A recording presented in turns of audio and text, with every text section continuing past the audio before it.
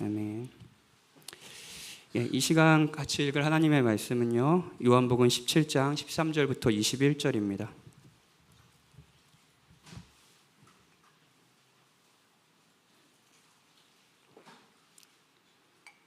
계속해서 17장 예수님의 기도를 살펴보고 있고요. 오늘은 두 번째로 살펴보겠습니다.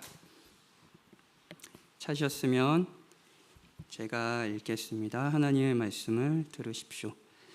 지금 내가 아버지께로 가오니 내가 세상에서 이 말을 하옵는 것은 그들로 내 기쁨을 그들 안에 충만히 가지게 하려 함이니이다. 내가 아버지의 말씀을 그들에게 주었사오매 세상이 그들을 미워하였사오니 이는 내가 세상에 속하지 아니한 같이 그들도 세상에 속하지 아니함으로 인함이니이다. 내가 비옵는 것은 그들을 세상에서 데려가시기 위함이 아니요 다만 악에 빠지지 않게 보존하시기를 위함이니이다. 내가 세상에 속하지 아니한 같이 그들도 세상에 속하지 아니하였사옵나이다. 그들을 진리로 거룩하게 하옵소서. 아버지의 말씀은 진리니이다. 아버지께서 나를 세상에 보내신 것 같이 나도 그들을 세상에 보내었고 또 그들을 위하여 내가 나를 거룩하게 하오니 이는 그들도 진리로 거룩함을 얻게 하려 함이니이다. 내가 비옵는 것은 이 사람들만 위함이 아니요 또 그들의 말로 말미암아 나를 믿는 사람들도 위함이니 아버지여, 아버지께서 내 안에 내가 아버지 안에 있는 것 같이 그들도 다 하나가 되어 우리 안에 있게 하사 세상으로 아버지께서 나를 보내신 것을 믿게 하옵소서. 아멘. 잘 지내셨어요? 8월이 아주 복되게도 31일까지 있더라고요. 그래서 이때쯤이면 이정규 목사님이 돌아오셨으면 좋겠는데 8월이 31일까지 있습니다. 그래서 다음 주까지는 저를 보셔야 될 것 같고요. 복된 일인지 불행한 일인지는 모르겠지만 그리고 이제 설교 중에 잠깐 얘기하지만 이정규 목사님이 아버님의 병간호로 또 가정이 어려운 일을 겪고 있습니다. 또 이 마지막 안식월을 이렇게 보내시면서 그 마지막에 또 아버님의 투병 생활을 지키시는 일들을 하고 있는데 우리 가족과 또 아버님이 무엇보다도 힘내게 해달라고 기도를 좀 많이 해주셨으면 좋겠습니다. 말씀드린 대로 오늘도 예수님의 기도를 살펴볼 거고요. 오늘은 특별히 예수님이 그리스도인들 그리고 예수님을 주로 따르는 자들, 오늘 기도에 의하면 아버지께서 아들에게 주신 자들, 계속 사실 이 기도에서 7번이나 반복된다고 했죠. 아버지께서 나에게 주신 자들, 하나님께서 아들에게 주신 선물, 예수님이 하나님으로부터 온 것을 아는 자들, 아버지께서 아들에게 주신 말씀, 진리를 아들에게 받은 자들, 이런 사람들, 그리스도인이라고 불리는 사람들, 만약에 여러분들이 이 정의에 부합되는 사람들이라면 여러분을 위한 기도를 예수님께서 하고 계십니다. 오늘은 그 기도를 좀 살펴보려고 합니다. 자, 예수님이 우리를 위해 기도, 성경 말씀에는 지금도 하나님 우편에서 우리를 위해서 기도하신다고 하시니까요. 그리고 십자가를 지시기 전에 무엇보다도 예수님 마음에 품은 사람들은 우리였습니다. 그리스도인들이었어요. 근데 그 예수님이 그리스도인들을 위해 기도하면 어떤 기도를 할까요? 우리가 평소에 하는 기도와 같을까요? 이런 생각을 좀 해봤습니다. 오늘 설교를 좀 준비하면서 기도니까 제가 평소에 하는 기도를 좀 생각해봤어요. 아무래도 이제 개척에 대한 기도를 요즘 많이 하는데 어떤 것을 기도하는가 하면 이런 겁니다. 적합한 장소가 구해질 수 있도록 기도해 주세요. 제가 요번에 금요 기도회 하는데 우리 송승민 전도사님이 개척 관련해서 좀 기도 제목을 이렇게 좀 찾아서 주세요라고 했는데 다 이런 기도였어요. 고민하는 성도들이 교회 개척 운동에 참여하게 해주세요. 필요한 재정이 마련되게 해주세요. 설교 대박나게 해주세요. 이런 기도인 거죠. 교회 개척에 필요한 많은 것들이 있잖아요. 그 필요에 집중한 기도였습니다. 이 기도가 잘못됐다는 것은 아닙니다. 물론 예수님은 자기 제자들에게 기도를 가르쳐 주실 때 일용할 양식을 주시옵고라고 기도하라고 했습니다. 그러니까 우리의 일상의 필요를 진짜 하나님이 우리의 아버지라고 믿는다면 우리는 아주 소소한 일상의 필요도 하나님께 구하게 마련이죠. 그리고 개척을 준비할 때 저는 앞으로도 계속 저와 우리 개척하는 사람들의 필요들을 하나님께 구할 생각입니다. 나쁜 기도가 아닙니다. 그런데 이것만 있다고 하면은 문제가 있죠. 예수님은 제가 평소에 하지 않는 기도를 오늘 본문에서 하시는 것 같습니다. 사실 제가 간절히 기도하지 않았던 내용을 예수님께서 오늘 본문에서 하고 계십니다. 이것도 생각해 볼게요. 이 세상에서 저를 위해 지금까지 제일 많이 기도한 사람이 누구일까를 생각해 봤어요. 예수님 말고 이제 살아있는 사람 중에요. 당연히 이제 저희 어머니가 떠올랐죠. 저는 뭐 어려서부터 모태신앙으로 태어났고 어머니는 항상 새벽 기도에서 그 기도의 자리를 지키셨고요. 사실 뭐 생각해 보면 제가 지금까지 목회를 하고 뭐 교회 결혼을 하고 가정을 돌보는 건 저는 뭐 어머니의 기도 덕분이라고 생각합니다. 요즘에도 이제 새벽마다 이제 아들 개척한다고 하니까 막 지금 더 불안하셔가지고 기도하고 계시는데 생각해 보면 저는 기도하지 않는 것을 어머니는 기도하는 것이 있더라고요. 아주 뭐 어렸을 때 편한 예를 들면 어머니는 학창 시절에 계속 저를 위해서 좋은 친구, 좋은 선생님 만나게 해주세요. 막 이런 기도를 하셨어요. 저는 단 한 번도 그런 기도를 한 적이 없거든요. 좋은 친구, 좋은 선생님, 뭐 그냥 만나는 거 아닌가? 막 이런 생각하면서요. 그리고 어머니는 항상 하나님을 사랑하고 주변 사람들을 사랑하며 사랑받는 사람으로 자라게 해주세요. 이런 기도를 뭐 일상적으로 계속 하셨습니다. 가정 예배를 드릴 때도 그렇고요. 제가 한 기도는 뭐 시험 공부 안 하고 시험 성적 잘 나오게 해주세요라는 기도라든지 뭐 잘못하고 엄마한테 혼나지 않게 해주세요라는 기도라든지 버스 기다리면서 버스 빨리 그러면 또 기가 막히게 버스가 빨리 왔어요. 버스 빨리 오게 해주세요라는 기도했는데 주로 이런 거였는데 저희 어머니는 좋은 사람을 만날 수 있도록 그리고 저의 경건을 위해서 기도하셨습니다. 왜냐하면 제가 모르는 필요를 저보다 성숙한 분 아니 저보다 저를 더 많이 잘 알고 사랑하는 분은 제가 알지 못하는 필요를 알기 때문입니다. 예수님은 어떠실까요? 예수님은 어떠실까요? 예수님은 우리에게 어떤 필요가 있는지 우리보다 훨씬 더 잘 아시는 분이십니다. 우리에게 무엇이 중요한지 우리보다 훨씬 더 잘 아시는 분입니다. 그래서 우리가 평소에 하지 않는 기도를 예수님은 죽기 전에 하셨어요. 그 기도가 무엇인지 아세요? 우리의 사명에 대한 기도입니다. 우리의 사명에 대한 기도입니다. 우리에게 맡겨진 일, 우리가 해야 할 일에 대한 기도입니다. 사명에 대해 생각할 때 좋은 예화가 이제 설교집을 찾다가 있더라고요. 제임스 보이스라는 제가 요한복음 설교하면서 많이 도움을 얻은 목사님이 계십니다. 근데 그 목사님의 설교집에 나온 예화인데 랄프 카이퍼라는 목회자가 계시대요. 이분이 유명하시다는데 저는 사실 잘 모르는데 이 목사님이 어느 날 8살쯤 되는 꼬마 여자아이가 이 목사님을 찾아왔대요. 그리고 대뜸 그 8살짜리 아이가 이한이 나이인데 그래서 저도 약간 이 예화에 이렇게 마음이 좀 공감이 되더라고요. 근데 8살짜리 꼬마 여자아이가 목사님 제가 스스로 목숨을 끊어도 될까요? 라고 묻는 거예요. 8살짜리 애가 너무 놀라셨겠죠?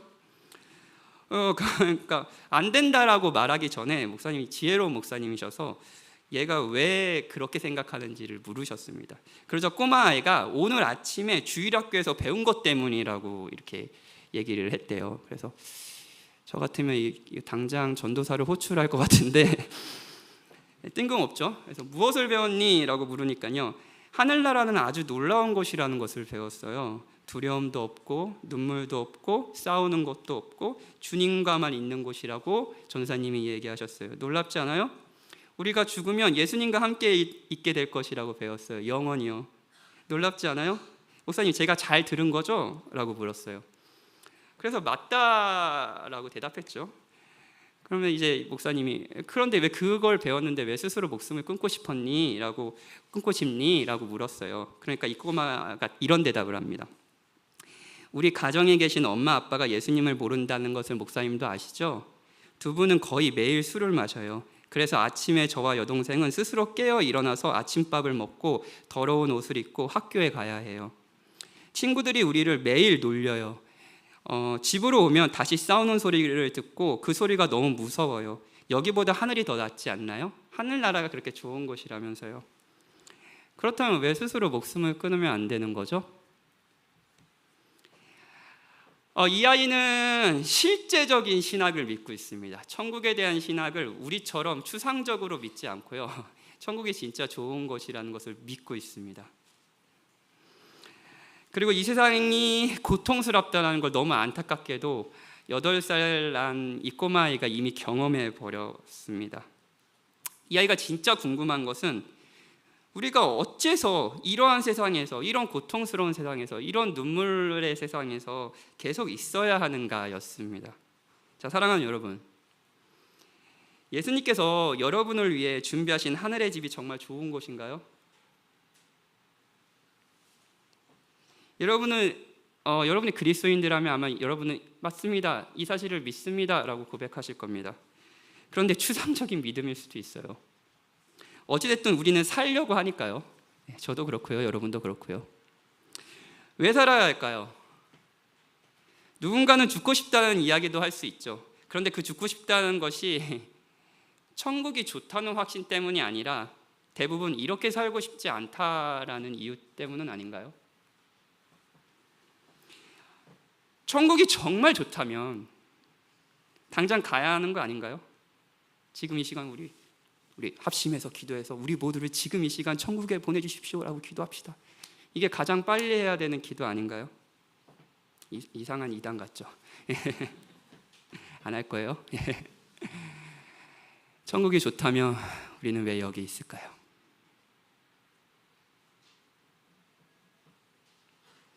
이 질문에 대한 솔직한 답변을, 여러분과 제가 많이 하는 솔직한 답변을 이야기하고요, 예수님의 답변, 성경의 답변을 이야기하려고 합니다.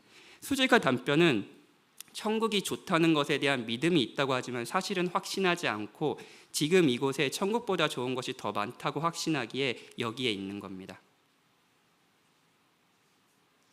여러분은 이 땅에서 천국보다 좋은 것이 더 많다는 걸 경험적으로 알고 있고요, 그래서 살고자 하는 거죠. 두 번째는요, 눈물이 없는 곳, 영광스러운 기쁨만 영원히 넘치는 그곳에 가기 전에 우리가 해야 할 일이 있기 때문입니다. 우리가 해야 할 일이 있기 때문이에요. 성경은 이렇게 얘기합니다. 그리고 예수님도 그것을 알기에 마지막에 우리의 사명을 위해 기도하셨습니다. 우리의 사명이요, 우리가 여기에 있는 이유요, 우리가 천국에 바로 가지 않고 지금 이 땅에 살아가는 이유요. 본문을 통해 우리가 여기에 있는 이유, 우리가 해야 할 일, 우리의 사명에 대해서 살펴보죠. 첫 번째로 사명이 무엇인지, 그리고 목적에 대해서 살펴보겠습니다. 그리고 두 번째는 사명의 방식입니다. 방법이에요. 마지막으로 그 사명대로 살 수 있는 힘, 동력, 복음에 대해서 들어보죠. 왜 내가 여기에 있는지, 천국이 좋다면 내가 지금도 여기에 살고 있는 이유는 무엇인지, 여러분을 만드신 이가 여러분이 어떻게 살길 원하는지 오늘 설교를 통해 꼭 발견하셨으면 합니다. 첫 번째로 사명의 목적입니다. 사명이 무엇인지, 또 사명의 목적이 무엇인지를 살펴보죠. 18절에 보면 아버지께서 나를 세상에 보내신 것 같이 나도 그들을 세상에 보낸다라고 말씀하세요. 여기에서 그리스도인들의 아주 중요한 정체성이 하나 등장합니다. 자, 그리스도인들은 어떤 사람인가요? 저희 교회에서 익히 설교를 계속 들으신 분들은 정체성, 복음과 정체성에서 들으셨을 겁니다. 그래서 여러분들은 그리스도인들이라면 누군가요? 라고 하면 이렇게 답하실 수 있습니다. 자격 없지만 하나님의 사랑을 받는 사람들. 그렇죠? 복음, 우리가 생각했던 것보다 훨씬 형편없지만 상상도 못한 영광스러운 사랑을 받고 있고 영원히 받을 것이라는 걸 알고 누리는 사람들, 이런 사람들을 그리스도인이라고 하고요, 이런 사람들은 자격이 없지만 하나님이 날 사랑하신다는 이 정체성을 확고히 가지고 살아갑니다. 이것이 그리스도인들의 정체성이에요. 그런데 18절을 통해 또 다른 정체성이 있다는 것을 발견합니다. 그게 뭐냐면요, 그리스도인들은 그리스도가 세상에 보낸 사람들이라는 거예요. 그리스도가 세상에 보낸 분들의 사람이라는 거예요. 그리스도가 여러분을 여러분의 가정에 보내시고, 그리스도가 여러분을 여러분의 일터로 보내시고, 그리스도가 여러분을 여러분의 교회로 보내시고, 그리스도가 이 도시로 여러분을 보내셨다는 거죠. 그것이 그리스도인들의 또 다른 정체성입니다. 이 두 정체성은 떨어지면 안 됩니다. 자격 없지만 하나님의 사랑을 받았다라는 이 정체성이 없는 상태에서 그리스도께서 나를 보내셨다라는 정체성만 있다면 여러분들이 살아가는 삶, 행동에 의지하여 더 나은 그리스도인이 되려고 더 노력하실 겁니다. 그러면 율법주의에 빠지겠죠. 하지만 만약 여러분이 내가 그리스도가 여기에 하나님께서 나를 보내셨다라는 정체성을 모른 채 그저 복음을 안다라는 것만 생각하고 있다면 여러분들은 복음을 아주 현저히 작게 누리고 계실 겁니다. 아주 복음을 간헐적으로 누리고 계실 겁니다. 13절에 보면 예수님이 지금 내가 아버지께로 가니 내가 세상에서 이 말을 하옵는 것은 그들로 내 기쁨을 그들 안에 충만히 가지게 하려 함이니이다 라고 이제 말씀을 하십니다. 한국어로 내 기쁨을 충만히 가지다라고 번역했는데 이것은 한 단어입니다. 한 단어. 충만한 기쁨입니다. 넘치는 기쁨입니다. 그냥 기쁨과 이 충만한 기쁨은 어떻게 차이를 가질 수 있냐면요. 그냥 기쁨이 그냥 물 한 컵의 물이라면 충만한 기쁨은 마치 샘물과 같습니다. 이걸 마시면 다시 목마르잖아요. 근데 그 기쁨은 계속 물이 솟아나오는 거예요. 주님은 이 기쁨을 여러분들에게 주시고자 기도하시는 거죠. 예수님은 우리들이 충만하고 넘치는 기쁨을 갖길 원하고 기도하셨습니다. 그리고 이 기쁨을 이야기하시며 동시에 우리의 사명, 우리가 해야 할 일들을 이야기하시는 거죠. 팀켈러 목사님은 이 부분에서 충만한 기쁨과 사명을 연결하면서 예수님께서 이렇게 이야기하는 셈이라고 말씀하십니다. 나는 사명을 가진 사람이기 때문에 충만한 기쁨으로 살고 있다. 예수님은 사명을 가지셨습니다. 그래서 충만한 기쁨을 누리셨죠. 그리고 나는 그들도 우리들도 나와 함께 그리스도와 함께 충만한 기쁨을 갖기 원하기 때문에 그들을 사명을 가진 사람들로 만들 것이다. 오늘 본문을 통해 이것을 기억해야 합니다. 예수님은 우리가 전에 느끼지 못하는 충만한 기쁨을 살기 원하시고요. 그래서 사명을 주셨습니다. 사명이라고 해서 혹은 성교라고 말할 수도 있겠네요. 해서 여러분의 삶과 무관한 개념처럼 생각할지 모르겠습니다. 특히 개인의 욕망과 그것을 이루는 것에 집중하는 시대죠. 그렇죠? 이 현대사회에서 사명이라는 단어는 대의를 위해서 나를 희생하는 것, 이런 개념은 굉장히 시대와 뒤떨어진 개념, 구시대적인 발상처럼 여겨집니다. 21세기의 사명이라뇨. 아마도 여러분 중에는 이번 주도 내게 사명이 있다, 내가 여기에 있는 이유가 있다, 이런 걸 단 한 번도 생각해 본 적이 없으신 분이 계실 겁니다. 그냥 사는 거죠 근데 사명은 그렇게 어려운 개념은 아닙니다. 자, 여러분이 자신의 평안, 여러분의 지위, 안전, 행복, 필요, 자유, 이걸 포기하더라도 더 중요한 무언가가 있을 때 여러분은 사명을 가지고 있는 셈입니다. 위협에 처하더라도 이루고 싶어하는 어떤 것, 마음을 얻고 싶은 어떤 사람, 여러분의 삶에 그것에 집중되어 있어서 그것을 중심으로 삶이 돌아가는 것, 만약 그렇다면 여러분 사명이 있는 셈입니다. 그렇게 일하는 분도 계실 것이고, 그렇게 사랑하는 분도 계실 것이고, 그렇게 가정을 돌보는 분도 계실 것이고, 아이를 키우는 분도 계실 겁니다. 그렇다면 여러분에겐 사명이 있는 셈입니다. 사명은 그렇게 어려운 개념이 아닙니다. 어떤 분은 난 가정을 지킬 거야 라는 사명이 있을 수도 있죠. 나는 이 회사에서 높은 지위에 올라갈 거야 라는 사명이 있을 수도 있고요. 사명은 우리의 삶과 무관한 어떤 것이 아닙니다. 누구나 여기에 자신이 있는 이유를 찾고 그것에 집중하면서 살아갑니다. 사명이 있어요. 여러분의 사명은 뭡니까?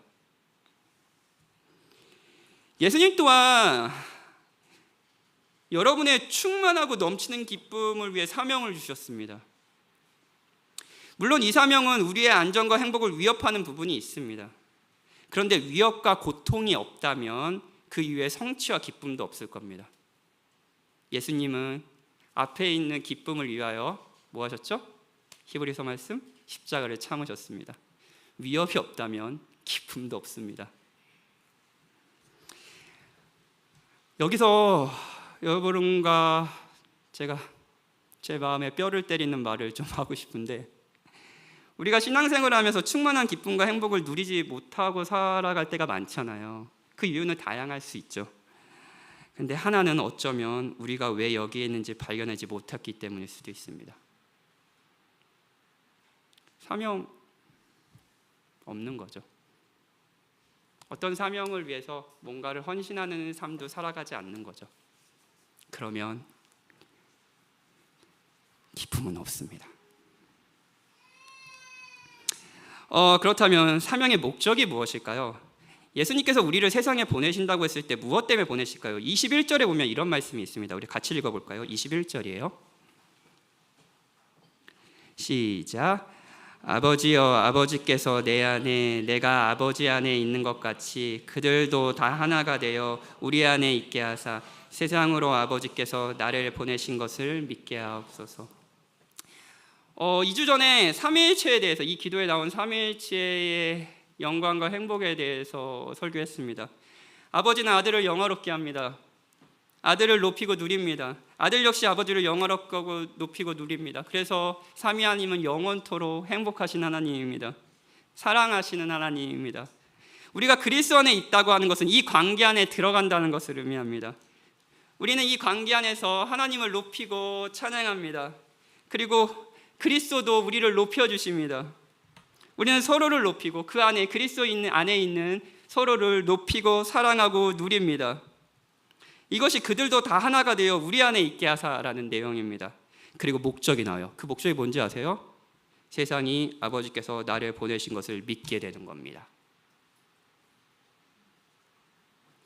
우리처럼 주님을 모르는 세상도 하나님께서 세상을 이처럼 사랑하사 독생자 아들을 보내셨다는 것을 믿게 되는 겁니다. 그리고 하나님을 높이게 되는 겁니다. 우리처럼 세상도 자격이 없지만 내가 안전하고 영광스러운 사랑을 받고 있다는 것을 감격하고 기뻐하게 되는 겁니다.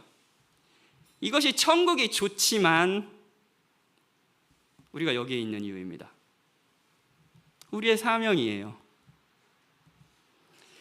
설교 서두에 예화로 말한 8살 날 꼬마의 이야기를 다시 들려드릴게요. 목사님은 꼬마의 말에 지혜롭게 이렇게 대처하셨습니다. 메일인가 봐요, 이름이. 메일이 우리가 여기 이 세상에 살고 있는 이유는 하나님 앞에서 오직 한 가지 이유뿐이야. 하나님은 너를 통해 하고 싶은 일이 있는 거야. 하나님은 너가 예수님을 믿고 기뻐하는 것처럼 다른 사람 역시 그렇게 되길 원하셔. 그것이 천국이 좋지만 우리가 여기에 있는 이유란다. 감사하게도 후에 메일의 어머니는 메일이처럼 주님을 자신의 구주로 받아들이게 됐습니다. 저도 메일이 요만큼이나 좀 당황스럽고 아픈 일을 경험한 적이 있습니다. 군대 때 제가 그 부대의 군종이었어요. 교회 행정이나 뭐 이런 것들을 돌보는 군종이었는데, 제가 제대를 앞두고 이제 제 역할을 한 사람을 선정을 했습니다. 근데 그 친구는 제 옆부대였는데도, 그러니까 부대 전체에 선하고 너무너무 좋은 사람으로 소문이 자자한 친구였습니다. 그러니까 하다못해 그 친구를 통해서 매주마다, 그러니까 이 사람이 믿는 예수님이면 나도 믿고 싶다라고 해가지고 매주마다 전도를 해서 군대에서 사람들을 데리고 왔어요. 특히 이등병들 막 데리고 오고, 너무 좋은 상병이었거든요.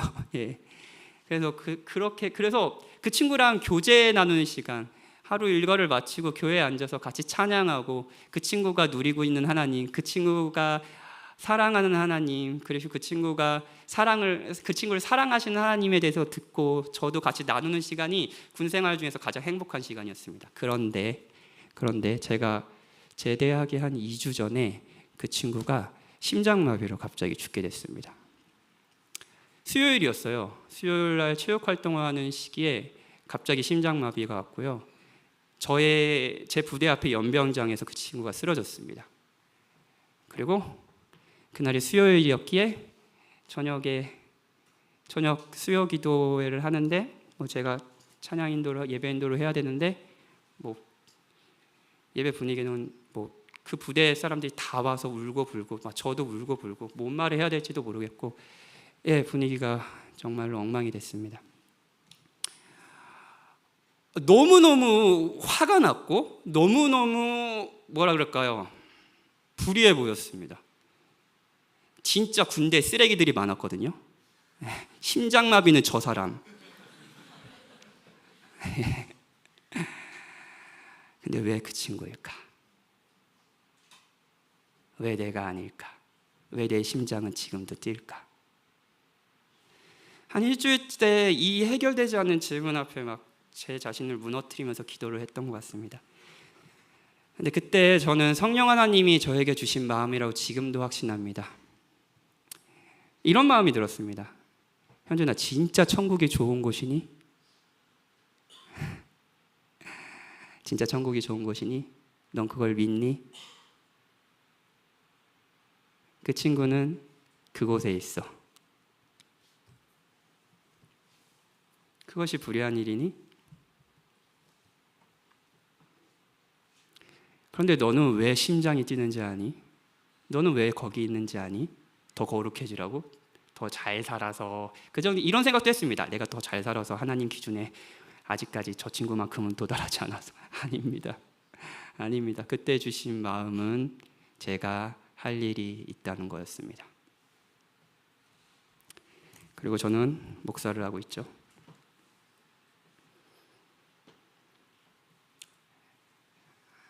여러분은 살아야 할 이유가 있습니다. 그리고 주님은 그것을 아셨고요. 그것을 위해서 마지막에 기도하셨습니다. 이 사명의 목표를 실행하는 사명의 방식은 무엇인지 한번 살펴봅시다. 두 번째 내지예요. 예수님의 기도 안에서 계속 반복되는 개념은 아버지가 아들을 사랑하시듯 아들이 아버지를 사랑하시듯 우리도 그 사랑을 받아 서로를 사랑하는 겁니다.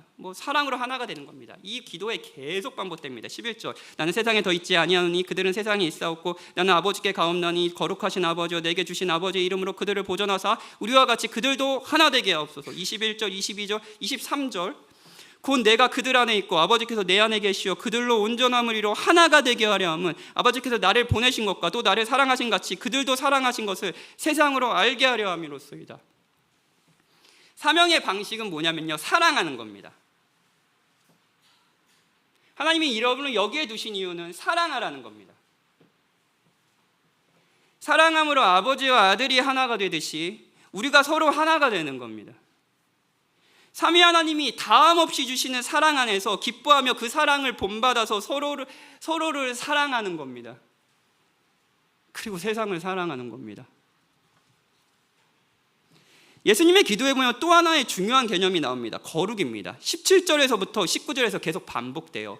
거룩을 어떻게 설명할 수 있을까요? 거룩이요. 한편으로 우리의 사명이 거룩해지는 것이기도 한데 사람들이 거룩이라고 생각하면 일종의 어떤 도덕적인 기준이 있고 그 기준에 맞춰 자신의 살아가는 삶들을 생각하곤 합니다.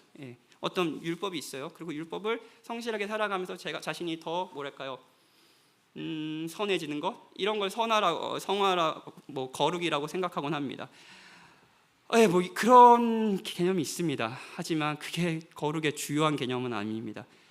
거룩이라는 개념이 1차적으로 구별이라는 것들을 계속 설명으로 이정현 목사님 설교나 다른 교역자들의 설교를 들으셨을 겁니다. 그래서 이 자리에 오징어 박현진과 여기 요즘에 누가 잘생겼어요? 응? 차은우? 차은우가 여기 나오면 어떻게 근데 별명이 얼굴이 천재일 수 있지. 그러면 구별이 확 나는 거, 이게 거룩이라고 말씀을 드렸는데 오늘 조금 다르게 설명을 해보겠습니다. 성경에는 살아있는 존재가 아닌데 거룩이라는 단어가 붙여있는 사물들이 있습니다. 예를 들면 신의 산은 거룩한 산이라고 불립니다. 그리고 성막의 의자를 거룩한 의자라고 불립니다. 이게 도덕적인 옳은 삶이라고 생각하면 어떻게 산이 무슨 행동을 하진 않잖아요. 그렇죠? 더욱이 예수님은 19절에서 나를 거룩하게 해오니라고 말씀하세요. 예수님이 자신을 거룩하게 한대요. 예수님은 더 이상 성화될 필요가 없잖아요. 죄가 없으신 분인데요. 그렇죠? 그래서 여기에 거룩의 의미를 더 잘할 수 있습니다. 거룩은요 그냥 구별되는 것이 아니라 오직 한 가지 목적을 위해 구별되는 겁니다. 오직 한 가지 목적을 위해 구별되는 겁니다. 성막의 의자가 거룩한 이유는요, 그것이 한 가지 목적에 집중되어 있기 때문입니다. 다시 한번 말씀드릴게요. 거룩은요 오직 한 가지 목적을 위해 구별되는 겁니다. 앞서 사명의 목적을 이야기했어요. 세상이 우리를 통해 예수님을 알게 되고 사랑하게 되는 겁니다. 우리가 그렇게 삼위 하나님을 높이고 세상도 하나님을 높이게 되는 거예요. 이 목적을 위해 서로 사랑하며 하나가 되는 걸, 이걸 뭐라고 하냐면요, 거룩이라고 합니다. 거룩이에요. 예를 들어 설명할게요. 자, 어떤 올림픽에 나가려는 선수가 있습니다. 4년마다 올림픽에 나가요. 4년 동안 엄청나게 올림픽이라는 목적을 향해서 헌신하겠죠? 훈련하겠죠? 그 목적을 통해서 자신을 구별하겠죠? 그렇다고 해서 이 사람이 훈련만 하는 것은 아닐 겁니다. 밥도 먹고 친구도 만나고 영화도 보고 막 그럴 거예요. 그런데 이 사람이 올림픽이라는 목표로 구별되어 있다면, 즉 거룩하다면, 훈련 안 하는 시간도 올림픽이라는 목표 아래서 자신의 삶을 구성할 겁니다. 자, 밥을 먹어도 마음대로 먹을 수 없어요. 자기의 체중과 근육량을 생각해서 식단 조절을 하겠죠. 친구를 만나도 온통 운동 얘기, 내가 어떻게 하면 이 운동을 더 잘할 수 있을까? 라고 얘기를 할 수도 있습니다. 새벽 2시까지 유튜브를 볼까요? 유튜브 보지 말라는 건 아니에요. 안 볼 겁니다. 컨디션을 유지해야 되니까요. 이것이 거룩한 겁니다. 우리의 모든 부분, 모든 시간, 아주 작은 영역까지 오직 한 가지를 향해 쭉 나가는 레이저 빔처럼 집중되는 것, 이것이 거룩입니다. 그러니까 예수님의 기도에 의하면 우리가 여기에 있는 이유는 우리의 모든 것이 하나의 목표, 하나님을 높이고 즐겁고 찬양하는 것, 그리고 세상도 그렇게 되는 것에 집중된 거룩, 삼위 하나님이 사랑하듯 서로를 사랑하며 이 목표를 향해 사는 것, 이것이 우리가 여기에 있는 이유라고 예수님은 말하고 있는 셈입니다. 이 목표를 향해 여러분들은 가정을 돌보고 일을 하고 도시에서 살고 결혼을 하고 연애를 하고 밥을 먹는 거죠. 죽든지 살든지 먹든지 먹지 않든지 하나님의 영광을 위해서 하라는 바울의 말씀요. 그리고 예수님의 기도에 하면 또 한 가지 우리가 이 사명대로 사는 방법을 알 수 있습니다. 세상에 속하지 않으며 동시에 세상과 함께 있는 거예요. 진짜 어려워요. 14절에 보면 이런 말씀이 있습니다. 내가 세상에 속하지 아니한 같이 그들도 세상에 속하지 아니었다. 세상에 속하지 않는다는 것은 뭘까요? 세상이 살아가는 방식대로, 주님을 알지 못하는 사람들이 살아가는 방식대로, 세상이 살아가는 대로 살지 않는다라는 것을 의미합니다. 예를 들어 설명해 드릴게요. 만약 여러분이 그리스도인이라고 하면서 여러분의 기쁨이 세상 사람들과 똑같이 돈을 잘 벌고 경력을 잘 쌓고 가정에 큰 문제가 없이 행복하고 사람들이 여러분을 사랑하고 결혼해서라면, 환경이 잘 풀리면 여러분이 행복하고 환경이 좋지 않으면 여러분이 절망한다면 우리는 세상 속에 있는 겁니다. 우리가 결혼을 생각할 때, 결혼이란 주제를 생각할 때 신앙 없는 사람과 똑같은 방식으로 서로를 대하며 사랑한다면 우리는 세상에 속해 있는 겁니다. 우리는 세상과 다르지 않습니다. 여러분들이 아이를 키우는데 아이를 키우는 방식이 그저 세상 사람들이 추구하는 방식과 추구하는 마음, 그 열정과 내가 그렇게 크게 다르지 않는다면 여러분 세상에 속해 있는 셈입니다. 누군가 연애를 하는데 세상이 하는 방식대로 그대로 어떤 것을 다르지 않게 그냥 똑같이 따라하고 있다면 우리는 세상에 속해 있는 셈입니다. 만약 여러분이 특정 정치적 견해를 가지고 있는 사람에게 편견을 갖고 분노하고 적대적이라면, 혹은 우리가 갖고 있는 신앙에 대한 우월감으로 그렇지 않은 교회와 신앙인들에 대한 무시와 혐오를 가지고 있다면, 여러분은, 그리고 저는 세상에 속해 있는 셈입니다.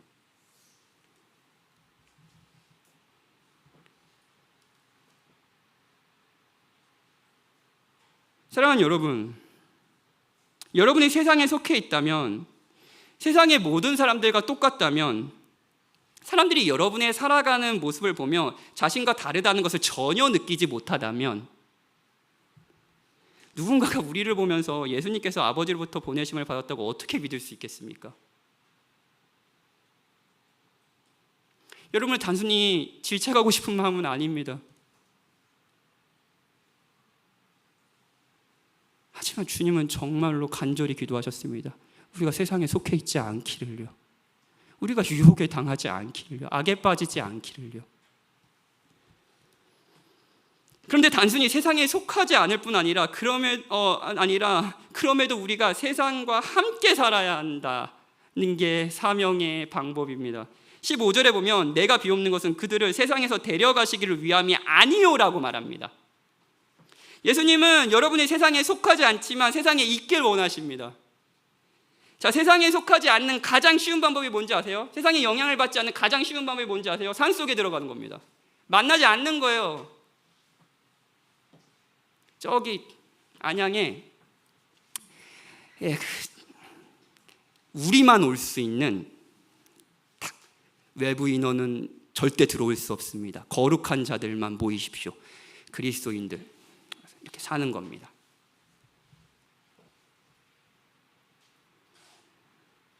세상과 단절되는 거예요. 그리스도인들끼리 사는 겁니다. 물론 그것도 지옥이 되겠죠. 우리 안에 공동체를 만들고 누구도 이 안에 들어오지 못하게 하면 됩니다. 교회를 무균실로 만드는 거예요. 그럴 수도 없지만, 그런데 우리의 사명은 그런 것이 아닙니다. 세상에 있는 거예요. 세상과 함께 사는 겁니다. 세상에 속하고 세상이 사는 방식대로 살지는 않지만 세상과 더불어 그들을 사랑하고 섬기며 사는 겁니다. 복음을 모르는 자들과 함께 사는 겁니다. 교회 문을 열어놓는 겁니다. 그리고 그들에게 다가가는 겁니다. 우리가 어떻게 살아가는지 보여주고 사랑해 줍니다. 복음으로 그들에게 영향을 끼치게 합니다. 그러면서 더불어 세상에 속하지는 않는 거예요. 그들이 세상적인 방식으로 영향력을 끼치면 영향을 끼치려고 하고 우리를 바꾸려고 하지만 우리는 바뀌지 않을 겁니다. 자, 이것이 사명대로 살아가는 방식이에요. 또 뼈 때리는 질문 하나 드리죠. 세상이 여러분을 바꾸고 있습니까? 아니면 여러분이 세상을 바꾸고 있습니까? 이 둘 중 하나는 반드시 일어납니다. 이것이 예수님의 기도에 나타난 사명의 방법입니다. 우리를 통해 세상이 예수님이 하나님께서 보내신 분이라는 걸 믿게 되는 것, 하나님을 높이고 즐거워하고 기뻐하게 되는 것, 오직 이 목표에 우리의 삶이 구별되는 것, 삼위 하나님이 서로를 사랑하시듯 서로를 사랑하며 이 목표를 이루는 것, 무엇보다도 세상에 속하지 않지만 그들과 함께 살고 사랑하는 것, 이것이 우리가 여기에 있는 이유입니다. 다른 것은 없습니다. 천국은 너무 좋지만 믿으세요, 여러분. 우리는 여기에 있고 주님은 우리를 통해 여전히 하셔야 할 일이 있습니다. 문제는 이것이 쉽지 않다는 겁니다. 쉽지 않아요. 14절에 보면 세상이 그들을 미워한다라고 이야기해요. 15절에 보면 악에 빠지지 않게 보전해달라고 예수님이 기도합니다. 쉬었다면 이렇게 기도할 리가요. 사랑하는 여러분, 세상에 영향을 주기보다 영향을 받지 않으십니까? 우리가 세상을 그리스도께 받은 사랑으로 사랑을 할 때 물론 세상은 우리를 통해 그리스도를 알게 되고 기뻐하는 일이 일어납니다. 교회 속에서 그런 일이 많이 일어나잖아요. 불신자들이 복음을 알고 다시 우리의 가족이 되고 이런 일들이 많이 일어나지 않습니까? 그런데 많은 경우, 여러분, 많은 경우 우리는 사랑해도 미움을 받을 것이고 우리의 사랑은 무시당할 겁니다. 우리가 영향을 주기보다는 영향을 받으며 점점 세상과 똑같이 살아가는 자신을 발견하게 될 수도 있습니다. 그래서 예수님이 악에 빠지지 않게 기도하신 거예요. 우리를 여기에 두신 이유대로 살아가는 것은 쉽지 않습니다. 단적인 예로 여러분이 그리스도께 받은 사랑, 이 영광스럽고 좋은 사랑으로 아이를 키운다고 합시다. 아이를 막 청소년기의 아이들을 키워요. 이 아이가 갑자기 그 아이가 이걸 막 기뻐하면서 이렇게 아이도 변하냐? 아닙니다. 아이가 뭐라고 하는지 아세요? 갑자기 왜 안 하던 짓 하세요? 이렇게 얘기합니다. 엄마 왜 이러지? 내일이면 달라질 텐데. 우리의 사랑은 무시당할 겁니다. 우리가 주께 받은 용서의 깊이를 알고 기뻐하며 세상을 용서하려고 할 때 세상은 감사하지 않습니다. 바보라고 그럴 것이고 우리를 계속 무시할 겁니다. 그건 더 큰 상처로 이어질 수도 있죠. 우리의 사명대로 살아가는 것은 쉬운 것이 아닙니다. 그렇다면 마지막으로 이 힘든 사명을 살아갈 수 있는 힘, 동력이 무엇인지 살펴보죠. 18절에서 예수님은 나도 그들을 세상에 보낸다고 하며 예수님의 사명, 살아야 할 이유를 이야기하시는데 그 앞에 하신 내용이 진짜 중요합니다. 아버지께서 나를 세상에 보내신 것 같이. 그리스도께서 우리를 세상에 보내시기 전에, 우리에게 사랑을 명령하시기 전에 먼저 아버지께서 그리스도를 세상에 우리에게 보내셨습니다. 우리가 사랑의 명령을 받기 전에 그리스도가 우리를 사랑하셨습니다. 그리스도가 온 세상은 어떤 세상이었나요? 대화하신 하나님에서 예수님께서 대화한 사람들을 생각해 보십시오. 이 세상은 나사렛에서 어떻게 선한 것이 날 수 있느냐라고 말하는 나다나엘이 사는 온갖 편견으로 서로를 평가하는 세상이었습니다. 이 세상은 베데스다 연못처럼 물결이 움직일 때 누구든 가장 빨리 연못에 도달하며 병을 고친다는 경쟁 사회였습니다. 병자들한테 가장 빨리 가라니요. 너무 잔인하지 않습니까? 가장 먼저 가야, 저 사람을 이겨야 살 수 있는 세상, 저 사람의 행복이 나의 불행이 되는 세상. 예수님이 오신 세상은 이런 세상이었습니다. 이 세상은 사마리아 여인의 세상이었습니다. 채워지지 않는 갈망을 수많은 남자를 만나 채우려는 세상. 하나님이 아니면 채울 수 없는 이 갈망을 다른 것으로 계속해서 채우려는 세상. 그래서 계속 목마른 세상. 이 세상은 눈이 있지만 진짜 아름다움을 보지 못한 세상이었고, 가룟 유다처럼 하나님의 사랑을 짓밟는 세상이었습니다. 베드로처럼 자신감으로 살아가야 하는 세상, 그래서 교만해야 살 수 있는 세상. 예수님은 이런 세상에 오셨습니다. 하나님이 이런 세상에, 이런 우리에게 예수님을 보내셨습니다. 예수님은 어떻게 사셨나요? 예수님은 이들을 사랑하셨습니다. 그리고 저를, 여러분을 사랑하셨습니다. 이들을 섬기셨습니다. 이들에게 진짜 필요한 것을 아시고 주시고자 하셨습니다. 하지만 이들에게 속하지는 않았습니다. 이들에게 영향을 받지는 않았습니다. 오히려 영향을 주셨죠. 그리고 이들이 그리스도를 통해 변화되었죠. 이 사람들은 마침내 자신이 아버지께서 보내신 자라는 것을 믿게 하셨습니다. 예수님이 우리를 세상에 보내시기 전에 하나님께서 예수님을 먼저 우리에게, 세상에게 보내셨습니다. 이것을 아십니까? 19절에 보면 그들을 위하여 내가 나를 거룩하게 하오니라고 말합니다. 우리를 위해서 예수님이 자신을 거룩하게 하셨다고 해요. 자, 오늘 설교에서 거룩을 어떻게 정의했죠? 오직 한 가지 목적으로 삶을 구별하는 것이라고 했어요. 예수님도 먹고 자고 가르치고 기적을 일으키고 다 하셨습니다. 우리가 하는 것들요. 그런데 이것의, 이 모든 행동에, 이 모든 삶의 방향은 한 가지였습니다. 그분은 거룩하셨어요.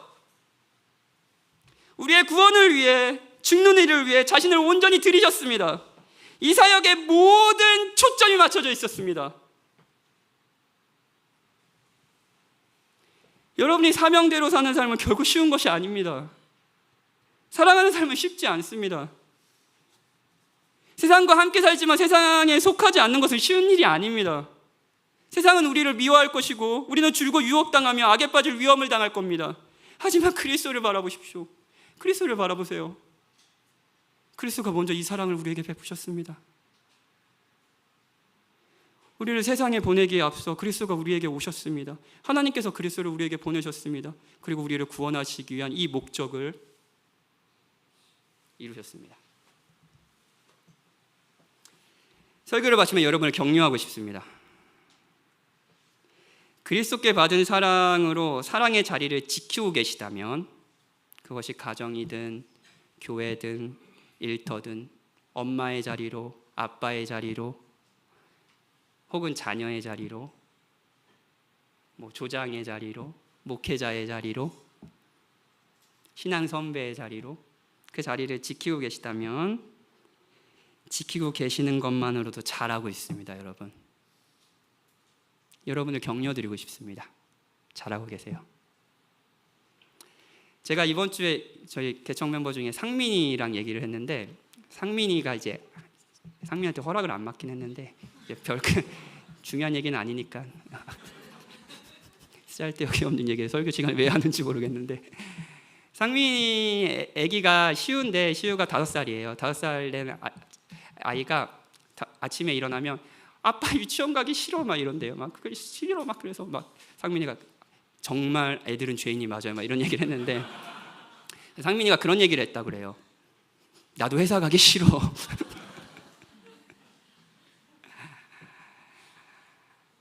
여러분 회사 가기 싫으시죠?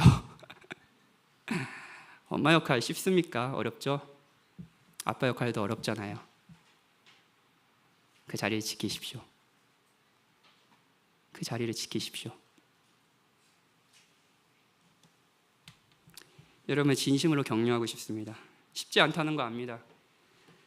하지만 하나님께서 이유가 있어서 여러분을 그 자리에 두셨습니다.